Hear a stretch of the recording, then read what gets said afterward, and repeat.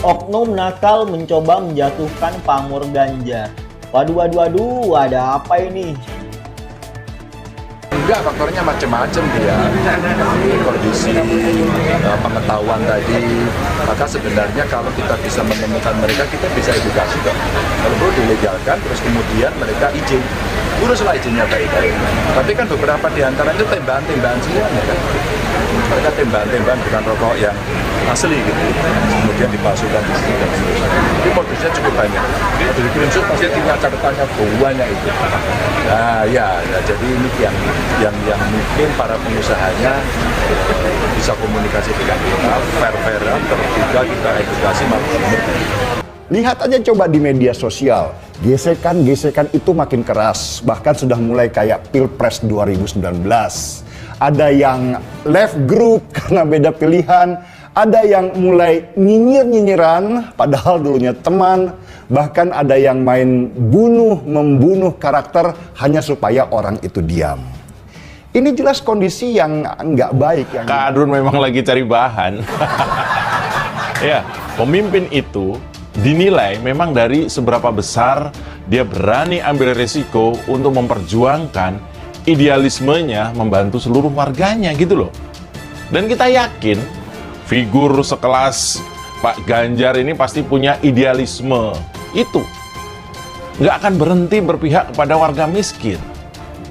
Terketuk hatinya melihat kondisi warganya di awal dia menjabat. Memang sesulit itu jadi pejabat. Tiap hari harus ngurusi ribuan bahkan jutaan rakyat. Kadang-kadang pejabat itu ingin mengeluh tapi tidak mereka lakukan.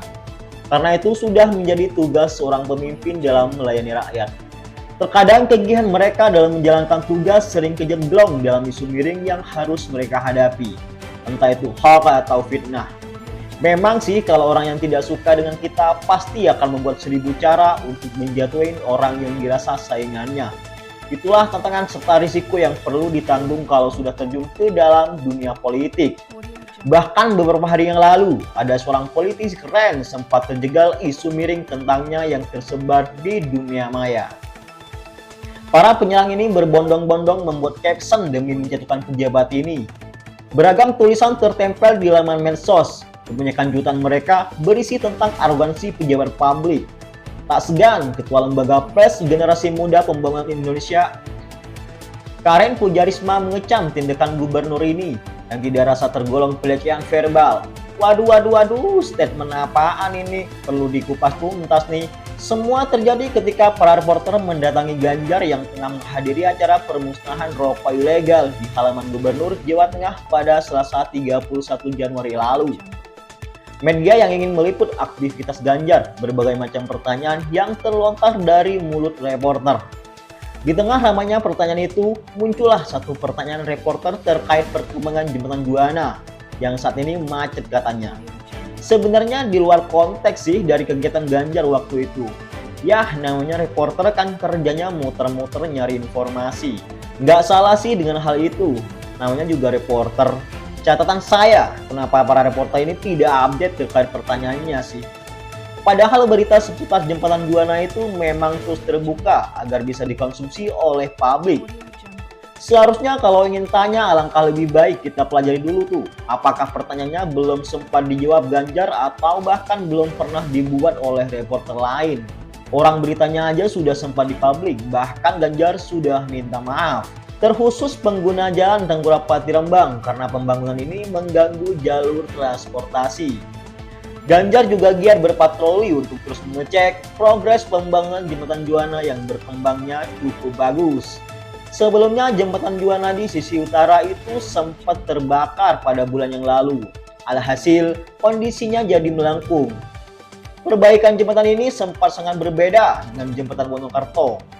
Maka dari itu, suhunya Jawa Tengah ini meminta agar jalur alternatif yang sudah disediakan pemerintah dapat diefektifkan demi mengurangi kemacetan.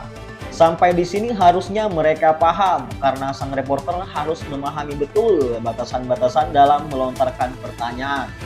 Selain itu, perlu dipahami dulu sebelum bertanya. Karena kan masalah kemacetan di Jembatan Juanda itu sempat dibahas Ganjar pada kunjungannya di bulan Januari lalu.